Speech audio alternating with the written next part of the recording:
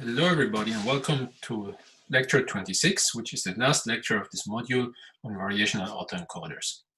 So what are variational autoencoders? Well, they're essentially another generative models like the GANs that we studied in lecture 25, but they work on a slightly different principle. So the idea to begin with, so we will simply discuss what autoencoders are, to motivate what variational autoencoders are.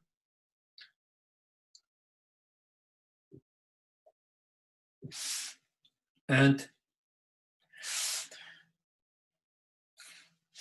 so what an encoder is, so it takes a certain representation of data. Well, so it takes data and it produces a certain representation of it that's possibly has a smaller dimension. Say if we take an image and we compress this image, we can think of it as encoding it. Okay, so an encoder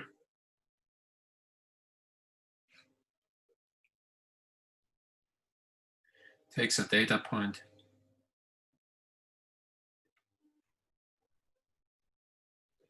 X, say in RD, and computes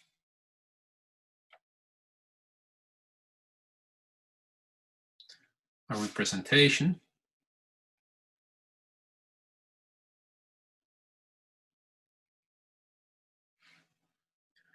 say we'll call it Z equal to f of x, okay? And typically this representation will have a smaller dimension, so this is what's called dimensionality reduction. So if we want to draw a diagram for this, so let's first do a kind of rectangle that represents our data x, okay?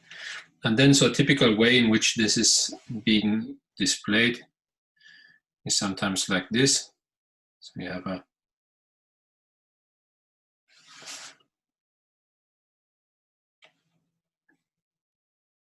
something that is the encoder. So this is the, and it creates some kind of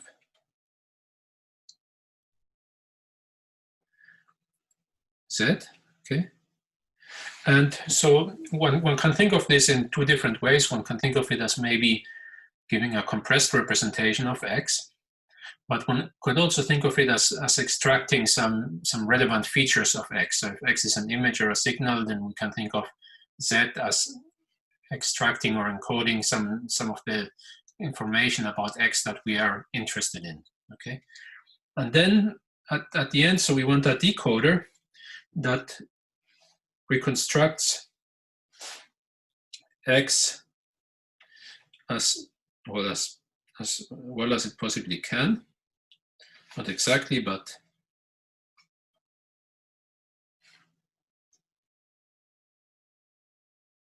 right, so something like this, and this is the decoder.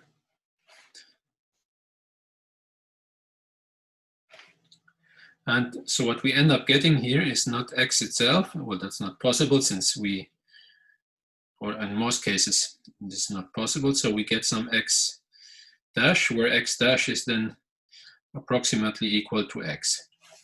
So it doesn't have to be exactly equal to X, but approximately. And so again, one of the examples to think of is if you take an image, so you have as many points or as many data, well, so the dimension of the image consists of the number of pixels that you see, but then you apply some transformation to it, so a discrete Fourier transform, and you throw away a lot of indices, and then you get a compressed representation, which is essentially what JPEG is.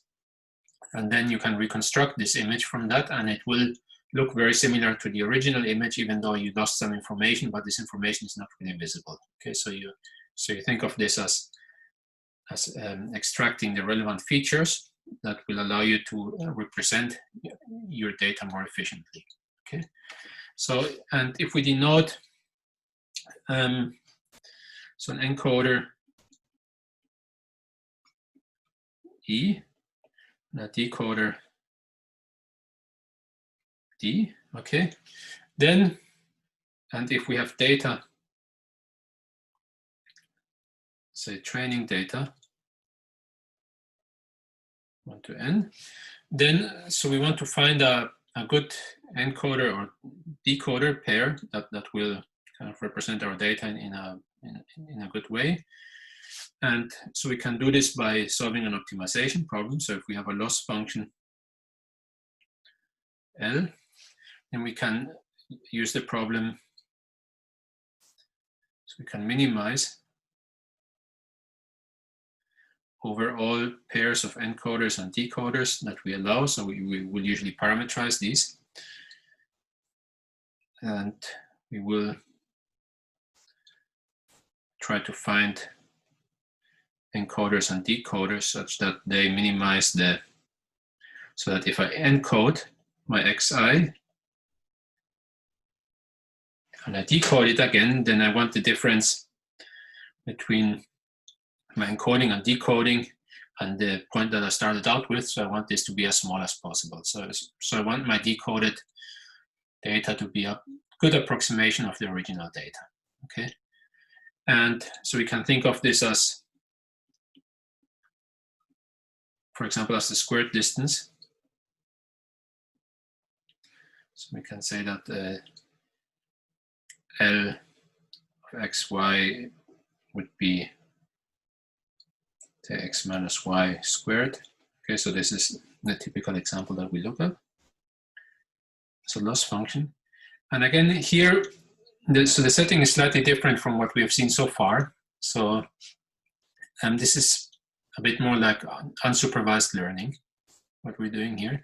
Since we don't have any labels, so we're not interested in labeling the data, we're just interested in finding an efficient representation of our data.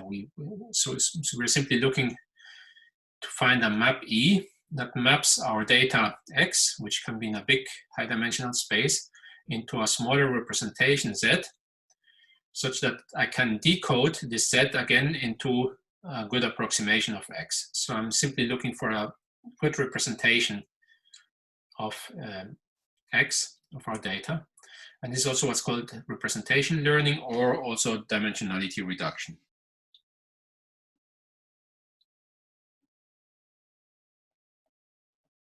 Representation learning, or another word that you will find for this is dimensionality reduction.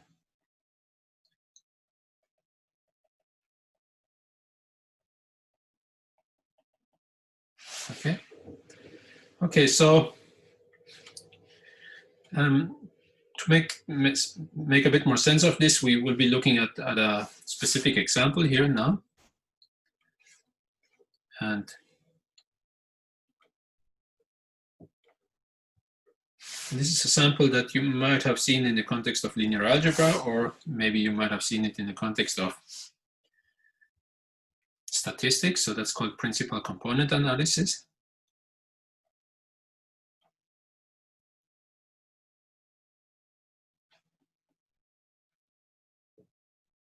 Or PCA. Okay.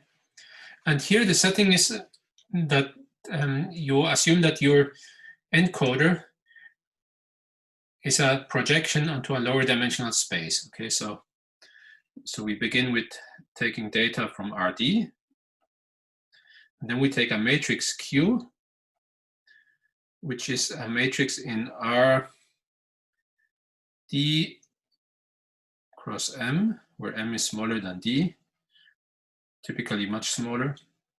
Okay, and the rows of Q, the columns of Q are assumed to be orthogonal.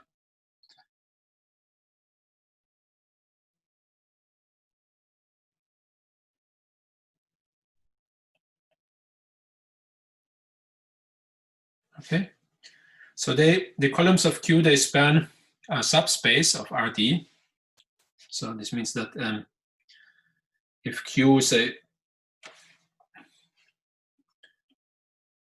if we write it as Q1, Qm,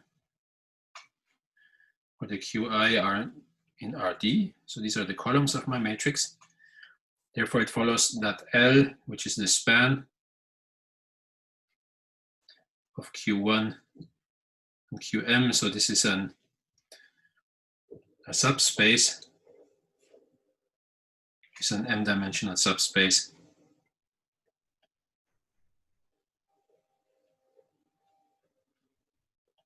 of RT. Okay, so then we can represent our encoding map E of x simply by taking Q transpose times x. So this is in Rm. So we reduce the dimension to m. And then we can think of the decoding map D of Z is equal to Q times Z. Okay, so this would be, so you can think of this as the set consisting of, take the sum of 1 to m, the m vector, so you simply take a combination of these. Okay, and in particular, if I apply the decoder to the encoder, so if I apply the decoder to the encoder of x, so this is simply Q times Q transpose times x. So this is the projection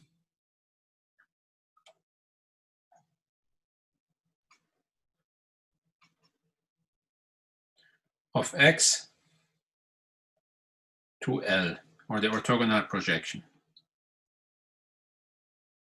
Okay, so we can think of this, again, if we make a drawing, say we are in two-dimensional space, then we have a line.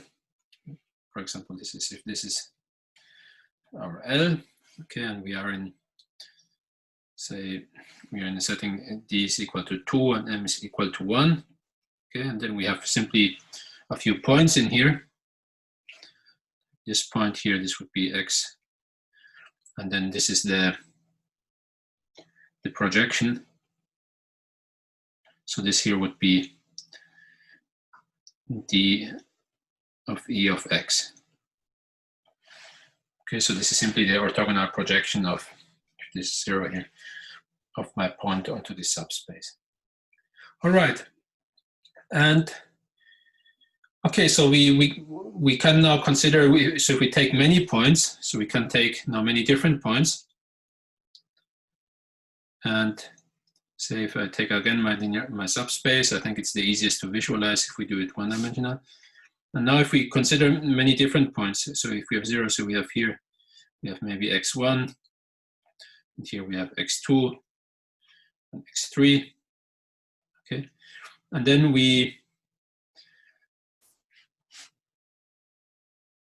so the question is now, given a certain number of points that we have here, maybe this is x4, okay? So if we have this number of points, so the question, what is the best subspace to use, such that, and so we have different choices of subspaces, so this corresponds to different choices of an orthogonal matrix Q, okay? And so it turns out that to solve the optimization problem, well, let me first draw this here, okay?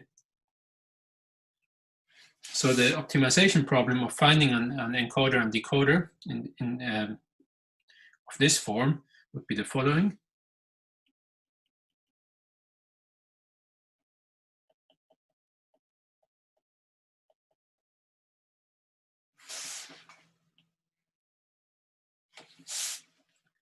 This would be to minimize over all Q of this particular form, say the square distance or the sum. So I want over all my data points, say 1 over n times the sum I from 1 to n of the square distance between xi minus q times q transpose times xi squared. Okay, so I try to minimize the difference of these square distances, or the sum of these square distances here that I see. And I try to find essentially a subspace that minimizes this, or a low dimensional subspace that explains my data, my high dimensional data, in the best possible way, right? Okay, so what is the solution of this? Well, so it turns out that so you can compute the solution of this explicitly. Okay, so if we denote by that, X be the matrix that has as rows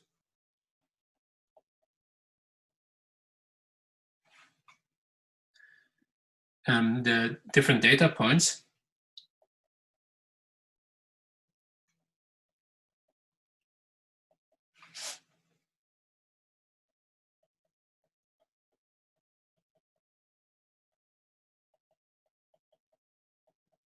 Xi transpose as rows. Okay, then, so we can then orthogonalize the symmetric matrix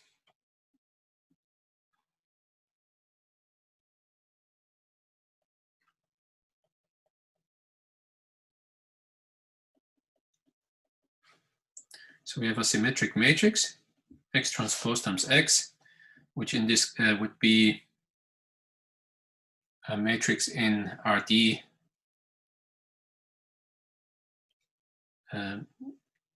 T, okay. And this is, and this matrix has can be diagonalized by an orthogonal matrix, okay. So this has, and then Q consists simply of the as columns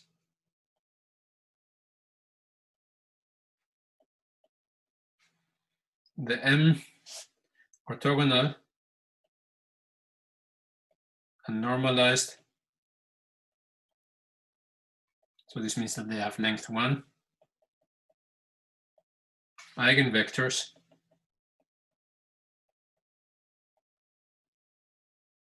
corresponding to the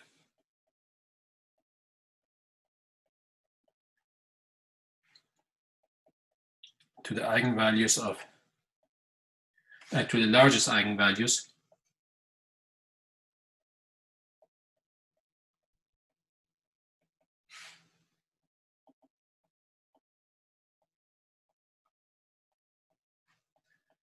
of the symmetric matrix. Okay, so if you recall, a symmetric matrix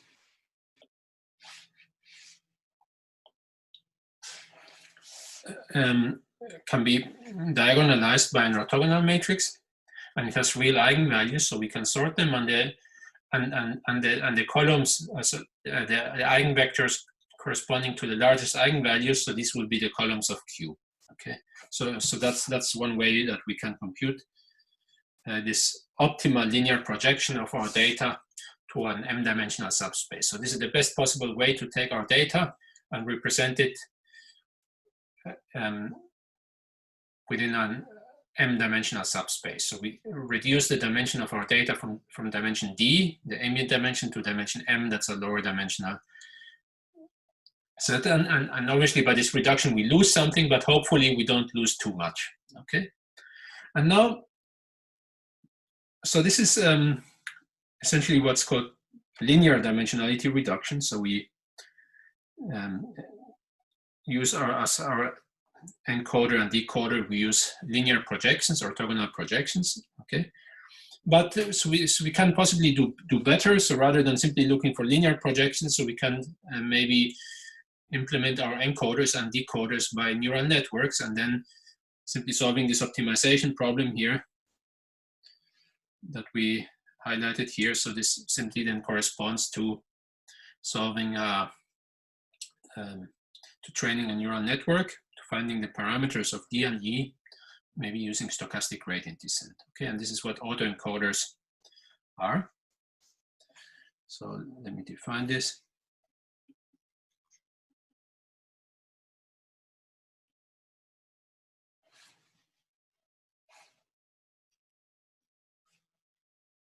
Our encoder decoder pairs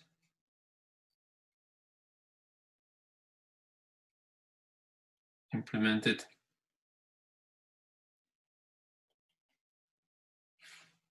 as neural networks.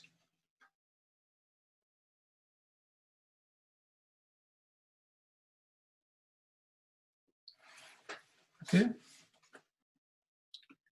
And again, once we have this, then we can train them using stochastic gradient descent. Okay. But now we move to the topic of variational autoencoders. So this is where encoders. There's certainly some issues with here. Okay.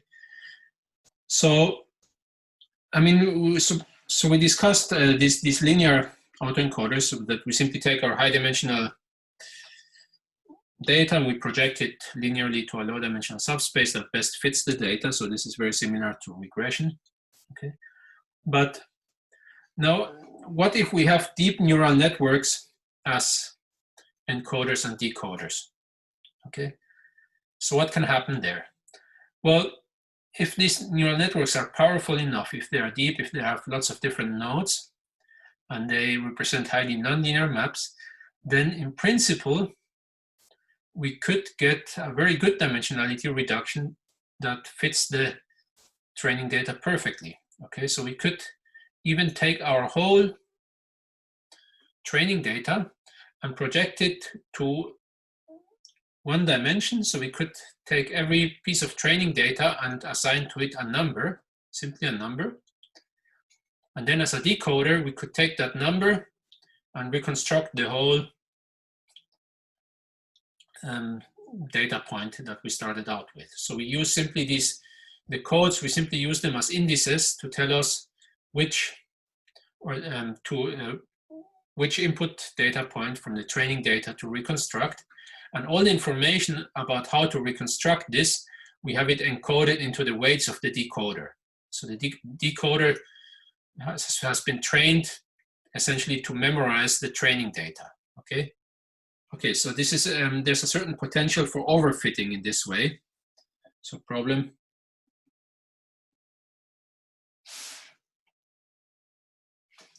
If E and D are too powerful,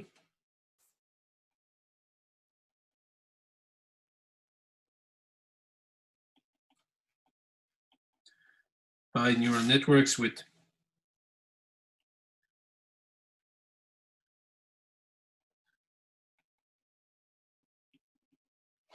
a high expressive power,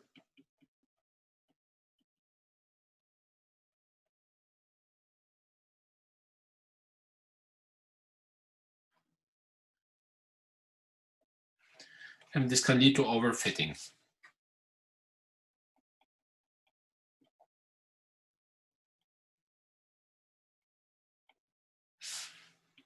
And overfitting here means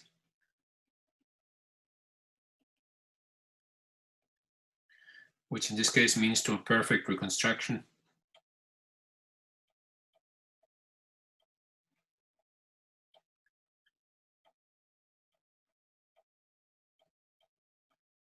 on training data.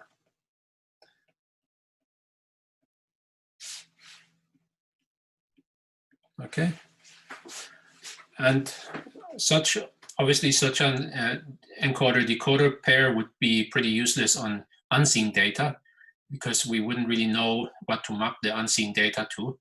And it could simply be that if I take some high-dimensional data point, for example, an image, right? So if I take a big image here, like something like this, and then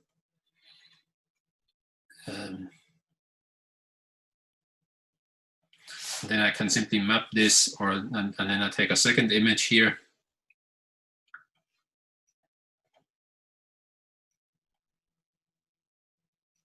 That represents something else, okay? Say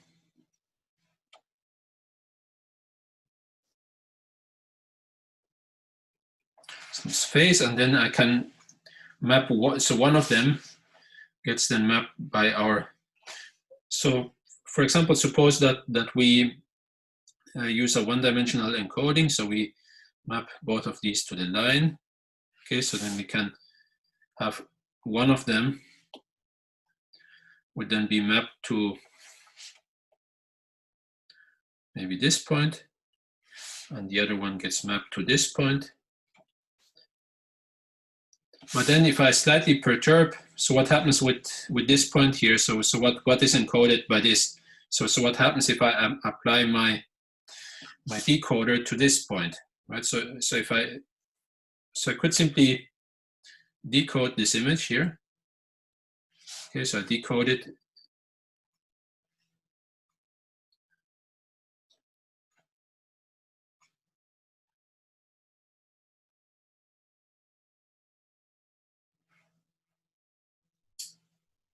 Right, so this gets decoded to exactly the same image, but what happens here at this point? Okay, so it's not clear what happens here. Okay, so we simply index. This is the EMAP. This is let me use a different color here for the decoding, so we don't use the same one. Okay, this is the decoding and this is the encoding. Okay, but what happens at this one point here?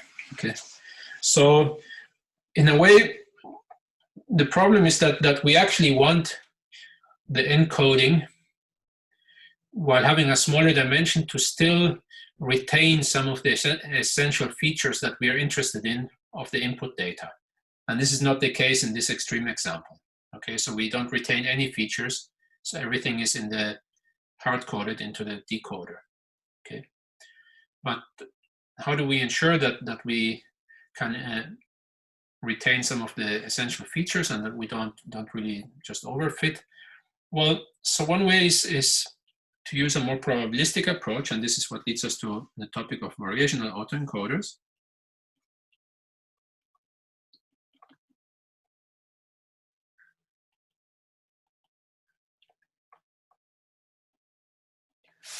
And so variational autoencoders try to keep in mind the distribution or a probability distribution that underlies the data. So they're based on a probabilistic model. So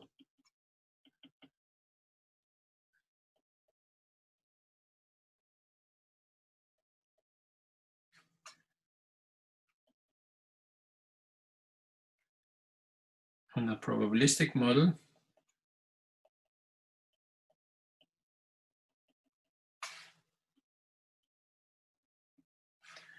which is given as follows. So we assume that our data, so we have x would be a data variable, and we assume that it depends on a latent representation.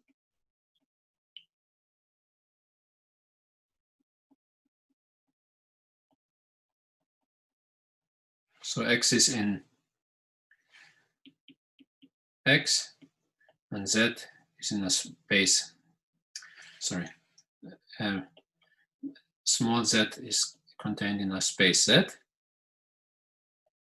Okay, and we assume that we have a joint probability distribution, that namely that the probability distribution of or the density of x and z is given by the density of x given z times the density of z. Okay, so we assume that, so we have the data, that's what we see, our data space, and then we have some hidden variable z that we don't see.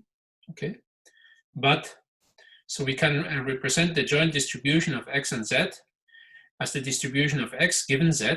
So we can think of there as being some dependence between this.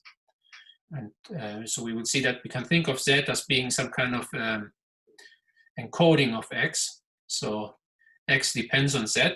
Z will typically have smaller dimensions, but we will have a distribution on z. And we can think of this as a type of data generating process.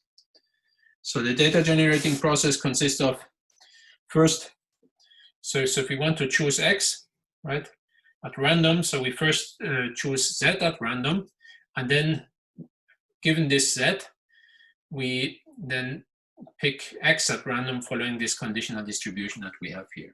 Okay. All right, so let's put this to the side.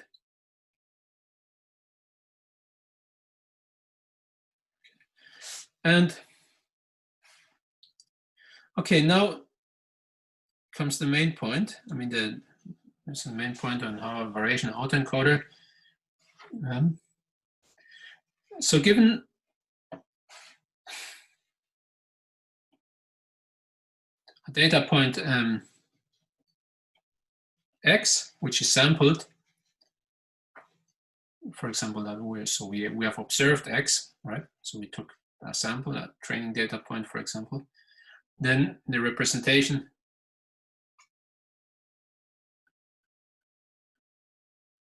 z that we assumed gave rise to x, and this is not computed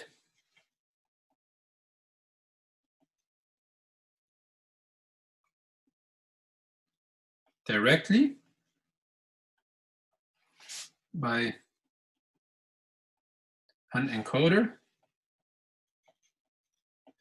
but sampled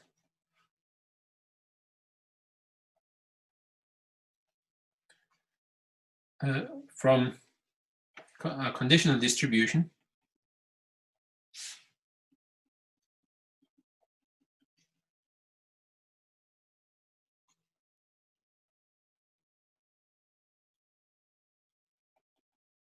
with density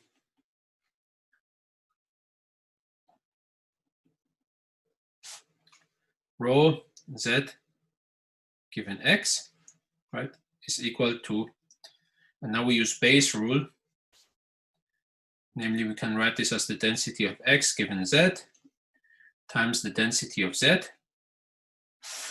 divided by the marginal density of x. Okay, so this is simply using Bayes' rule.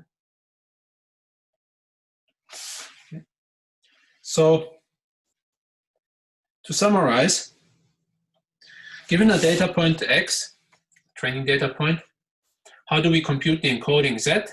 Well, we don't compute it by applying an encoding map E of x, as we did before in the case of autoencoders, but we simply sample x from sample our encoding z from a probability distribution.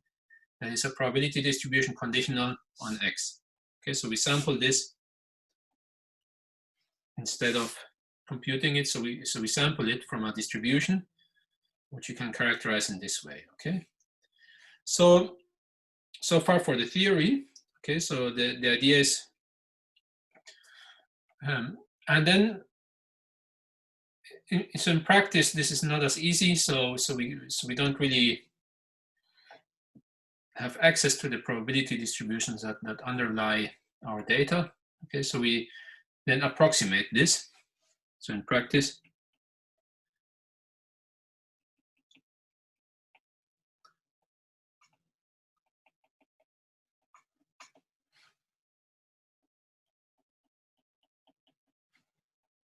by distribution or by a density.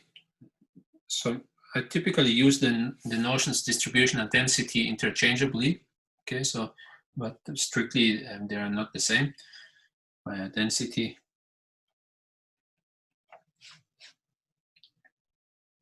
q theta of z, and again this depends on x, parameterized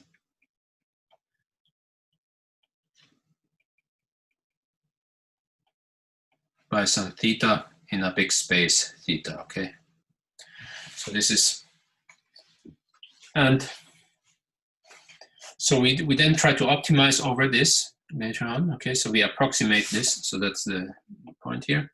So we have a family of densities here, and then so we try to find a good one.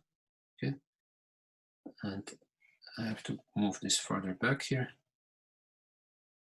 so we will use this image later. Okay, and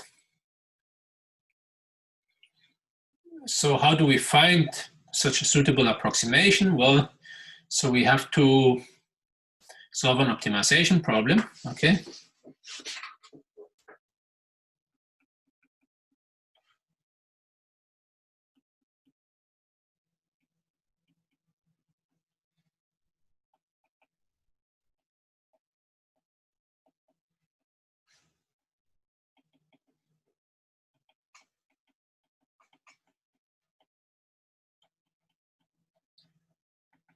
And the optimization problem is the following. So it consists of minimizing over all the parameters. So a certain notion of distance between this parameterized density and the density and the true density that we're interested in. And this is what's called the Kullback-Leibler divergence, which is usually written in this form. So this is the conditional density with respect to x. So this is a notion of distance between two densities, which I will define in a second.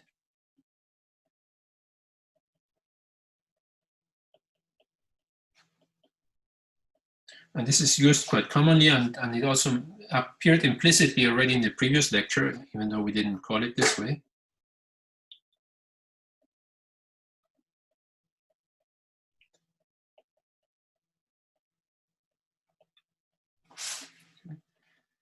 So this is an asymmetric notion of distance. So or maybe I should write it down as a definition here. Okay, so for two densities,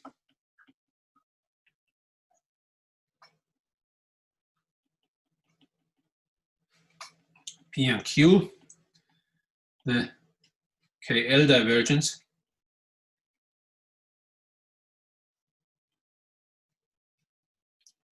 is defined as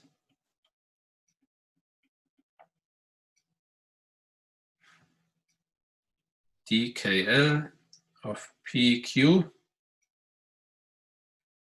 is simply the expected value with respect to one of these, in this case with respect to P, of the logarithm of P divided by Q. Or we could also write it a bit more concisely, the expected value of the logarithm of P with respect to the distribution of P minus the expected value with respect to P of the logarithm of Q. Okay. Now what we have here, so this here is what's called the entropy or the negative entropy of a distribution. And so this notion is also sometimes referred to as the cross entropy. So it has certain information theoretic interpretations, okay, which I will not go into here, but we simply list two important properties. So one is that it's asymmetric.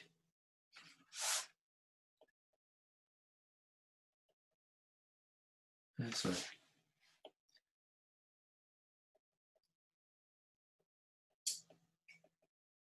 And it has the property that it's non-negative. So PQ is always greater than or equal to 0. Okay, so this is something that, so you can prove, so if you like, it can be helpful if you try to prove this, okay?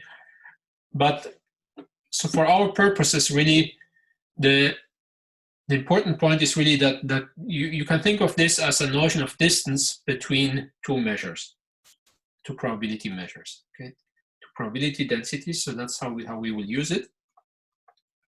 And so we can use it to formulate an optimization problem in this form here. So we can try to minimize the distance between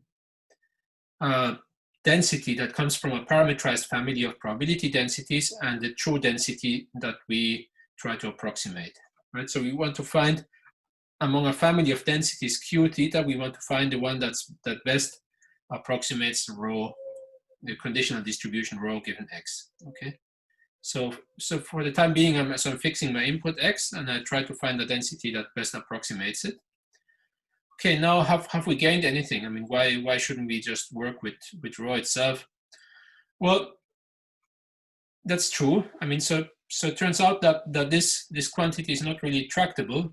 Okay, so there's a problem.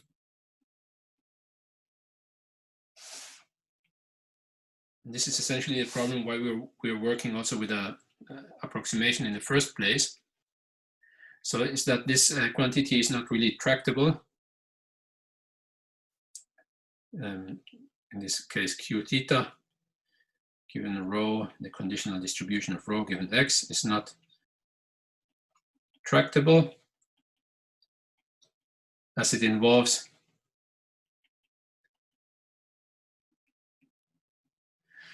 so the computation involves the density of x. So if you recall, so what's the definition of this conditional density here? So if you look at the right-hand side here, so if you look at this right-hand side, so this is something that we don't really have access to and we can't really compute it. So to compute it, we would have to start with a joint distribution here and then integrate over z.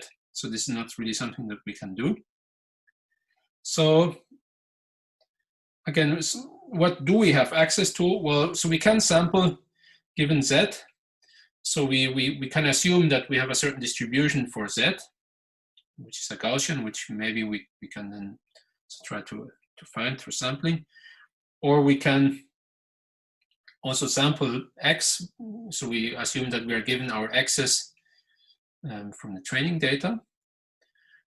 But so what we can do is we can solve an equivalent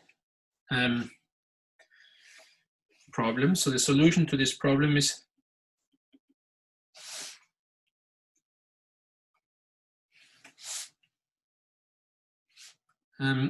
so we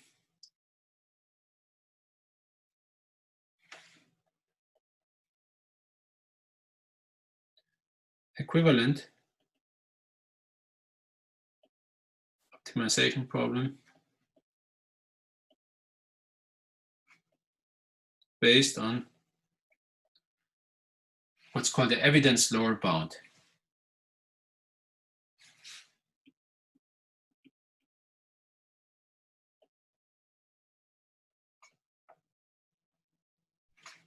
Or elbow, in short. This is usually.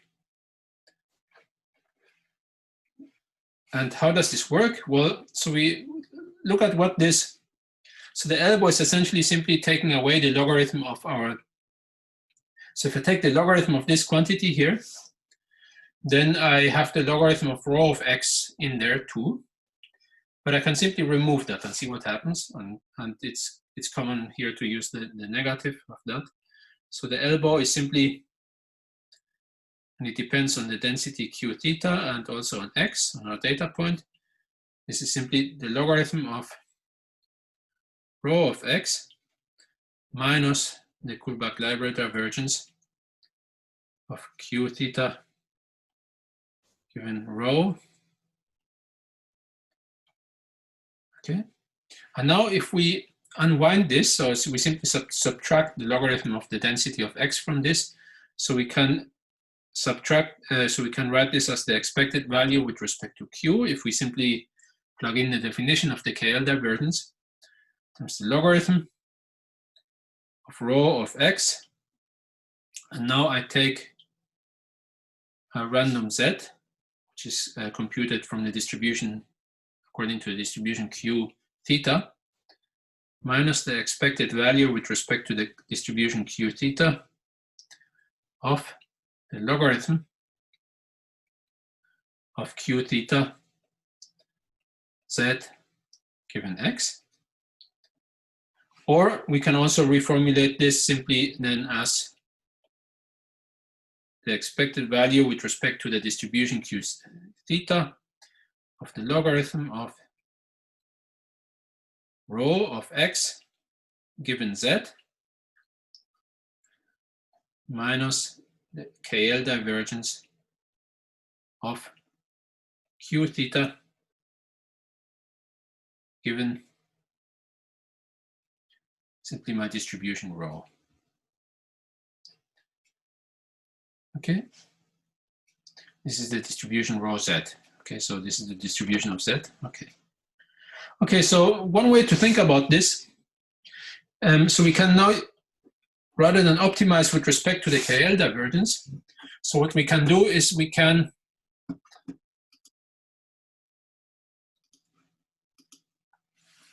so rather than minimize the KL divergence here, so we can maximize this quantity here, but subtracting this. And the result will be the same because this term here, I mean, this term does not really enter. Okay, so we simply, so if we minimize the KL divergence, I mean, this term doesn't really matter. I mean, the optimal value will be different, but the minimizer will be the same since we're minimizing over densities q theta, and they don't appear in this term. So we can simply add, if we have an optimization problem, we can simply add or subtract terms that don't depend on what we're optimizing over, and it does not make any difference to the minimizer. Okay. So in this case, we can maximize. Then this leads us to the following problem of maximizing the elbow q theta x with respect to theta.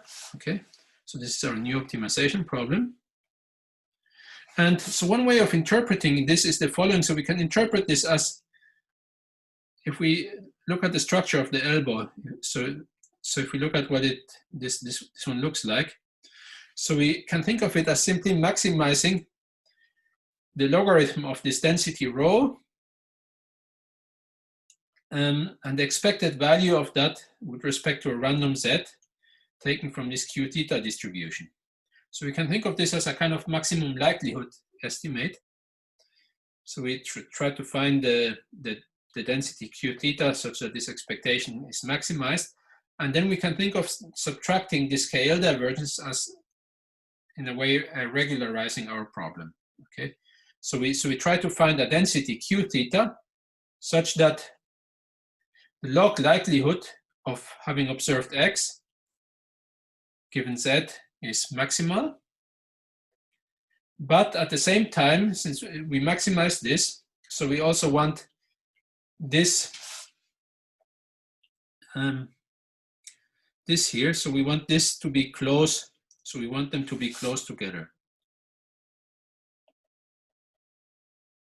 So we don't want our distribution q theta to be too crazy. So if we assume a prior distribution rho on z, that is, for example, a Gaussian distribution, then we kind of expect that this density q theta that we're seeking should be not too far from that. Okay, so we can think of this in a way as regularizing our problem.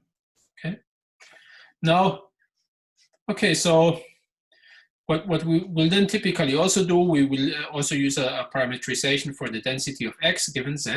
Okay, so parameterize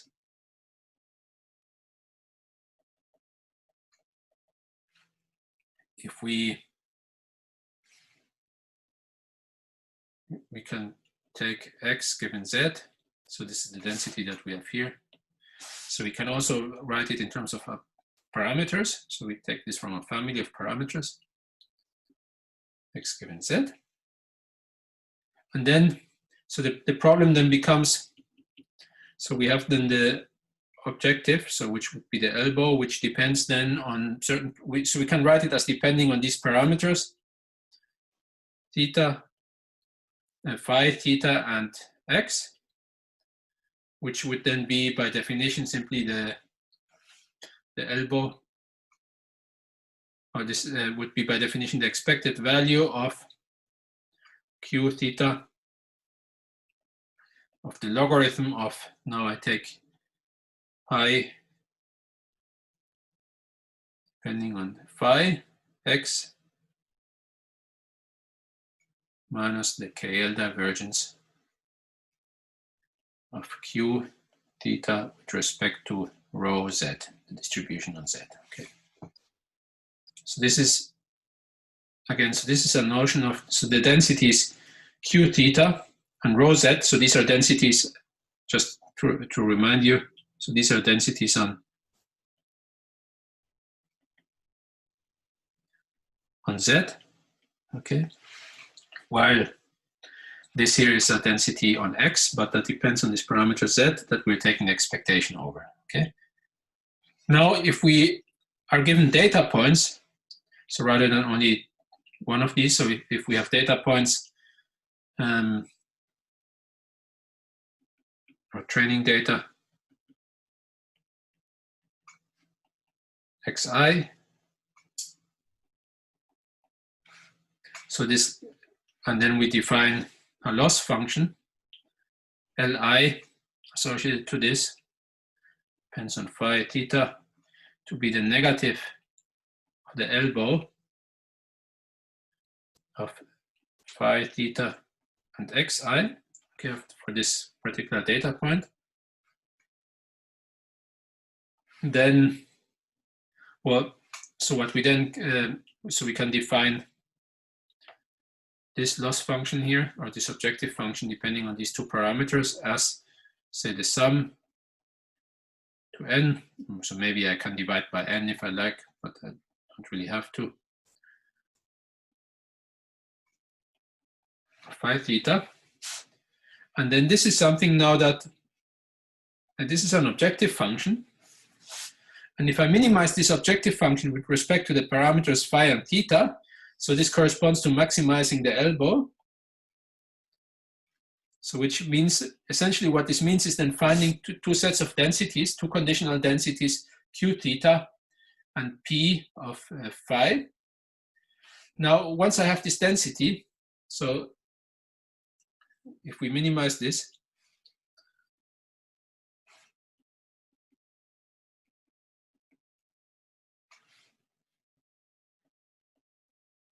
L, so this gives us densities q theta, okay, where this is, and then, so we can sample, then we can construct our encoder and decoder.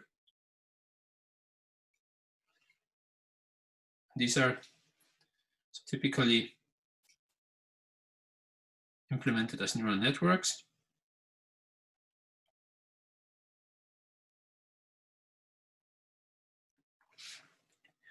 And then, so we can take our image that we had here. So the first image of this encoder-decoder pair. So we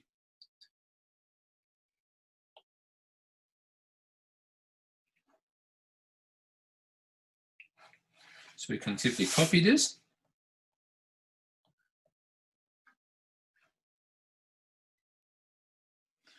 Okay. And then, but here, the sampling is then different. So what we sample here is then the following. So we take Z, we sample it from Q, X, and then here we have P, Z. Okay, so we take Z is sampled from the distribution Q, theta, okay, of X. So given X, I have my distribution Q theta that I constructed, and then I take a random sample from that will be Z. And then I can then take X, my decoding again will be randomly sampled given Z. Now, my decoding will be randomly sampled from a distribution parameterized by phi. Okay, so this is how this whole thing works. Okay, so in summary, so rather than computing a definite map that takes X, maps it to Z, and maps it back to an approximation of X, so we take X, we construct a probability distribution, so we sample Z from this probability distribution, and then given such a Z, which we consider as an encoding, we then construct a probability distribution P, parameterized by phi, sample from that an X, an approximation, and that X will be then an approximation to the original X. Now, in this way, since this is a probabilistic setting, so there's no guarantee that if we do this twice, we get the same result. Okay, but this is usually not important. So we only really want to retain some of the essential features from our data. Okay, and here's what this looks in practice. So again, and the way that these densities are constructed is simply by maximizing the elbow or minimizing this corresponding cost function that we have here. Right, so it would be minimizing this function or maximizing the elbow. with respect to these parameters.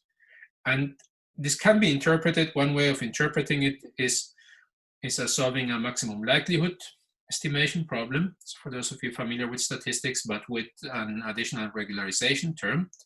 And how this looks in practice, so I can show this to you with a particular example. So let's take as input data, let's take images from this digit recognition database that we have used so far in the past. So we can see that in this particular setting, so what we see on the right here, so this is a two-dimensional projection of the space Z, the latent space. And so we started out with a certain distribution simply, but then, so what this shows us is kind of the region of this Z space where individual digits are encoded. So we can think of if my data point represents a 7, for example, then my encoding will then take a random Gaussian point from a cloud, so around a certain region that I have here. So if it's a different digit, if it's one here, then it's simply I might take my encoding from randomly sampling around any of these clouds. So I have all of these different clouds, so hopefully there are 10 of them. And the encoding for each data point, so if I take a given input data point, then what I will get out of it will be a random sample from one of these Gaussian point clouds in latent space. Okay, so of course, so I could simply to go back to our standard autoencoder and the extreme example that I showed at the beginning. So I could simply, as an alternative, I could simply use a one-dimensional encoding where every number is simply represented by a point, okay? But then it wouldn't really be clear. So what happens if an unseen image gets sent through my encoder? So what does this get mapped to? And what does it decode to at the end? So this is not very clear. And I think this procedure here, this kind of guarantees that different types of input data are mapped into different regions. So different digits, for example, are mapped into different regions of the latent space. So that if I decode something again, then and for example, if I take something that's in between two regions, then it will share features of the two digits that are represented by these two different regions. But also more importantly, once I know this distribution here in latent space, I can simply take random samples, and what I get are then random images. And these random images will look like realistic digits. And I can also do the same with faces, so you can find examples online. So if you look at example code that for variational autoencoders that's available for Python using PyTorch or TensorFlow. So you can find examples where this is also applied to faces, or it can also be applied to other types of data to generate some, for example, realistic textures for computer games. Okay. All right. So this is so in a way, this is a probabilistic way of performing representation learning. So you try to learn representation. So you try to learn the distribution underlying the data that you observe, essentially. And then so once you have some information about this distribution, you can then use it to generate realistic data. And again, so variational autoencoders, they can be used in a similar context than GANs that we discussed last time. So they have very similar applications. They're based on slightly different concepts and different ideas, different underlying ideas, but they are also part of a certain modern approach of deep generative models for unsupervised learning. Okay, so that's it for now. And that's also it for the lecture. So I hope that you got something out of it, and that now you have enough information maybe that you can continue to study these type of topics on your own, so when you see these concepts being discussed or applied, then so you have a kind of idea what's behind it, and so you can go in more depth. And I would kind of recommend, so as a next step, so if you would like to go a bit deeper into deep learning or into machine learning in general, so that you start working on programming, right? So that you learn more about Python and about different deep learning packages and how to implement them, so that this gives you an idea or a better understanding from a practical point of view. So now that you have a lot of the foundations that are involved here. Okay, that's it. Thanks for attending, and see you around.